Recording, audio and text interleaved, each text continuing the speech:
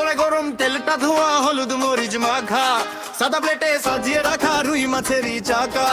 ওরে গরম ভাতে ধোয়া উঠে গন্ধে মনটা টানে, রুই মাছের এই ভুনার রেসিপি বলবো এবার গানে। Let's go. রুই মাছের চাকের উপর লবণ হলুদ মাখো, গরম গরম তেলে ভাইরে চাকগুলি সব ভাজো, ভাজো ভাজো ভাজো রে ভাজো, লাল লাল করে ভাজো। মাছগুলি সব তুলে এবার সাইডে তুলে রাখো। পাতিলে তেল দাও, তেলে এবার কুচি ছাড়ো, ভাজো ভাজো ভাজো, পেঁয়াজ নাড়া চাড়া করো, আদা রসুন পেস্ট দাও, হলুদ মরিচ লবণ দাও, ধনে গুঁড়া জিরে গুঁড়া দিয়ে ভালো করে নাড়ু। ঢাকনা দিয়ে ঢেকে নাও, ভালো করে কষিয়ে নাও। কষানো হলে ভাজা মাছের চাকগুলি সব দাও, নাড়ু চাড়ো পানি দাও, ঢাকনা দিয়ে ঢেকে দাও। কাঁচা মরিচ ধনিয়া পাতায় স্বাদটা বাড়িয়ে নাও, ওরে সবটা বাড়িয়ে নাও। রুই মাছের ভুনা রে ভাই তৃপ্তি করে